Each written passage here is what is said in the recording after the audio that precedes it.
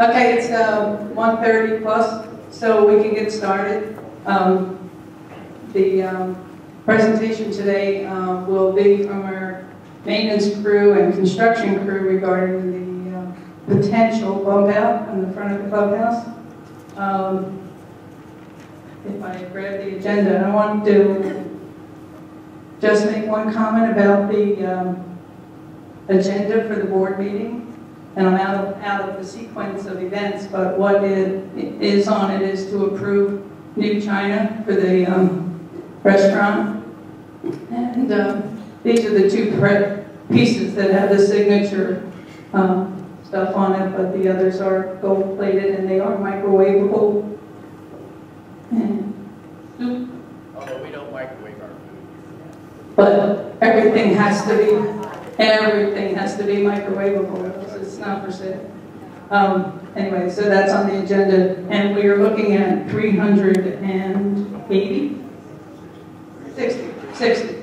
place settings, so that when we have large events, we will not have to rent additional. What? Oh, you want to show? For the camera. No, I'll take a picture later. Okay.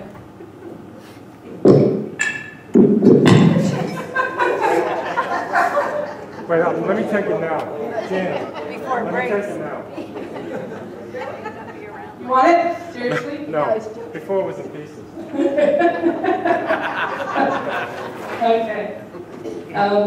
On the other part that I've been superficially involved with is the bingo contract or bingo startup fund. Bill can probably address that also, but this is a separate committee that is not truly associated with Heritage Pines or under any control of Heritage Pines. This is a separate committee that reports to the Bingo Society and keeps records of all the funds that come in and go out. What our role will be is to get the startup funds that will be replaced.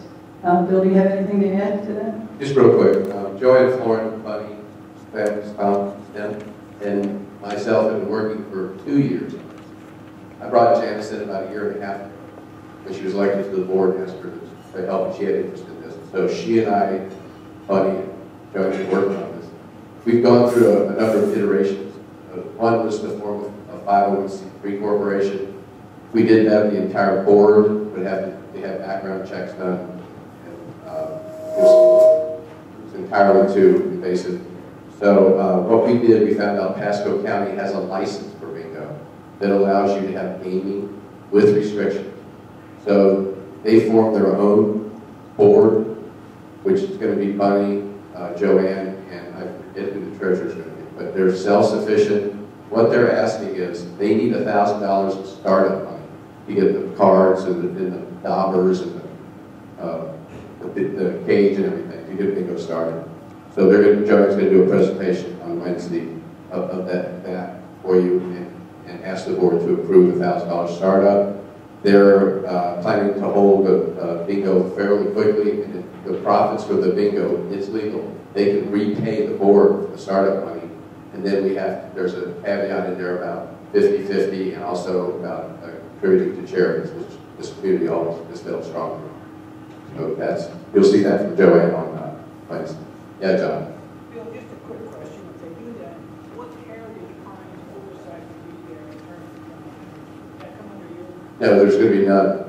They're separate and self-sufficient. I mean, they have to be accountable to the Pasco County for the money.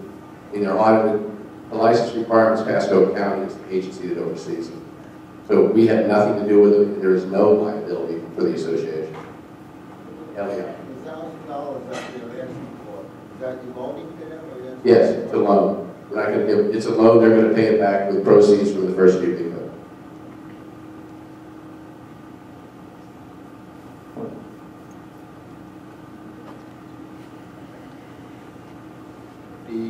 The next thing Janice got on the agenda is the expansion of the clubhouse. We are going to push out where the concrete and the trellis used to be on the far end. We're going to, we call it bump out. We're going to renovate in move out over that concrete slab that's there. We're going to put a new roof over. I'm going to let Gary and Mark explain to you. Hello, everyone. If you're all familiar with the front east end of the clubhouse, we're looking at going to request on Wednesday for the board approval additional about 1,200 square feet bump out on the front of the clubhouse. No, that's the one. That's the one, Jim. If you look, the wood shop will just be bumped out from where it was before.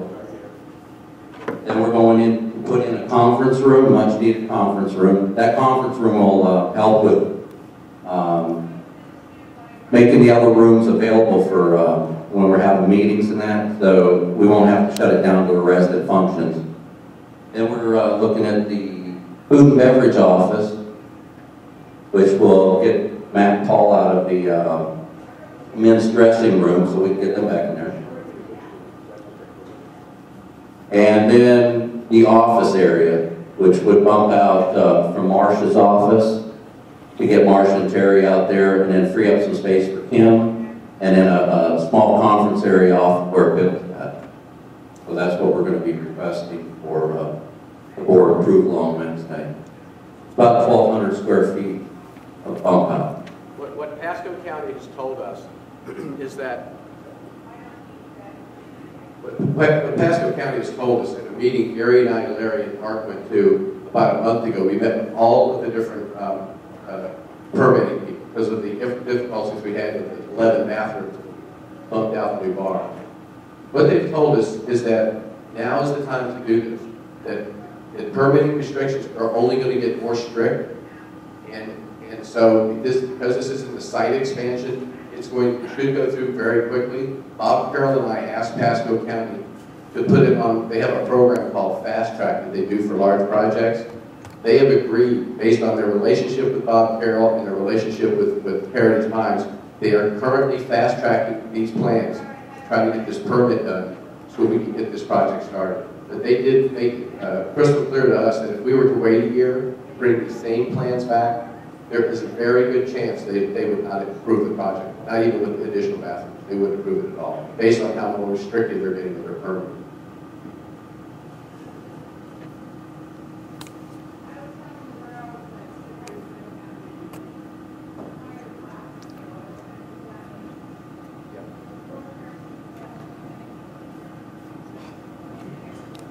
Any questions on the bump out? Could you use the mic, please?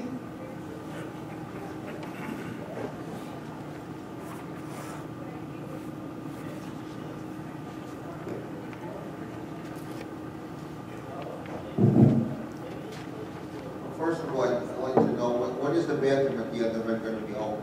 You have a date? Yeah, approximately, Mark, 2 weeks. We're looking at 2 weeks. Yeah. Tile work is done. We're doing the plumbing trim out this week. Partitions will be coming in this week. So within a 2-week time frame, it should be Okay. Also closed up so we can't get the cars to come to the clubhouse. When is that going to be reopened? that I can't answer. I believe the painter has. Yeah, the painter has it.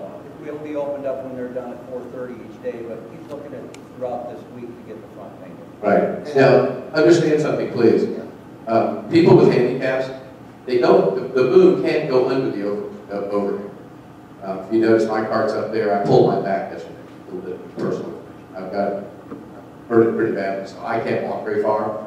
So for the handicapped people, I'm going to send something out today. If the handicapped people want to come up and park their carts under the boarding shed, they can do it. Because the boom can't get under there, so it's not going to be in anybody's way. You know, I know Janice just had surgery, and I asked her, to please come park up there. I don't want her walking long distance, you know, because she's in rehabilitation. So I'll get that message out today, but we're probably talking just the rest of this week.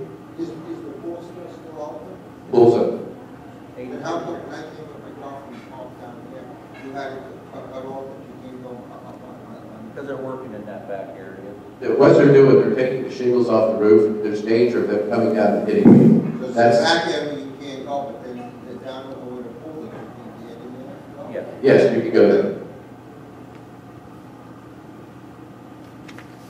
Any other questions? Yeah, I have some that I received via emails. Just one. Just one question, how wide is that pad?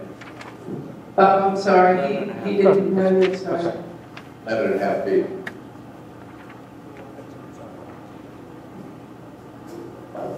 And I'm just going to repeat the questions that I received.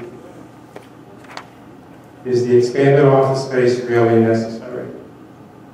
Yes, currently the food and beverage managers were, and have been 10 years, officing in this dressing room. Getting them out of there is going to give us another option. First, they can't meet with clients in there. I mean, can you imagine walking a wedding couple into a dressing room and sitting down and trying to do business? Very unprofessional. The other thing is, even with us partitioning off the Magnolia room, as we committed to do that for the dressing rooms for the weddings, it will further give us the ability to use these dressing rooms in here for weddings based on the fact that the reception is outside there. The only people in the back are a limited amount of staff finishing the final touches on setup, so they could have free reigning. The ladies could be in one dressing room, the men could be in the other. There's a bathroom entrance in here for them to go in and out without having to go out in their wedding dress or in their tux. So that's probably going to be the ultimate goal once we get this all fixed. In the short term, as you know, we've committed to putting petitions in the pack. The reason that that's still a good viable option, let's say you have a Mahjong group and a bridge group. Currently, when one's in there, it's 2 tables. They don't want anybody else in that room. Those petitions will still serve. We can close off two sides. Mahjong could be on one side, bridge could be on the other. They won't even be able to see each other. Obviously, it's not noisy of the game. So there's a number of things that will affect. The other thing is the administrative offices. My office is a file room. Marcia's office is a file room. Him and Terry, I don't even know how to give you an explanation. Some of you have been in the office and seen. They literally sit back to back with less than a foot between their 2 chairs. Terry is a receivable payable person. She, at times, gets into some interesting conversations trying to explain things to residents about their bills and also with purveyors. Sometimes the conversations are ramped up because people don't understand. So him on the complete opposite side is property. She deals with village presidents, village boards, and the 4 villages we manage. There is no professional area for her to work. And the area for both Terry and Kim is entirely too small for them to do the job they need to do. They don't have adequate filing, and they definitely don't have adequate space to conduct business. They were just forced in. Okay. One other question related to that. I'm not sure who's going to answer this one. Have we considered an outside management company in their own spaces in a minimum admin staff on site? An outside management company, which I am, by the way, an outside management company, nothing's going to change. You're still going to have a general manager on site. You're still going to have a payables person, a receivables person. You're still going to have a controller. You're still going to have a food and beverage staff. So short of outsourcing, we could do that now. We could take our payroll and outsource it to another company. But you don't outsource your payables and you don't outsource your receivables. So that is not going to change the needs of the offices. And again, they employ me in my company, so I said hospitality. So that won't change. The same requirements are needed to office the same people, even if they work for management companies that are working for a period of time. And usually, in that situation, just one quick comment. You had an interim manager in here, and just his base salary alone was almost as much as an entire management company, just the base salary. So it's not cost efficient. They usually have a base salary for a manager, plus most management companies have incentives where when they manage, they want X amount of dollars in either gross or net profit.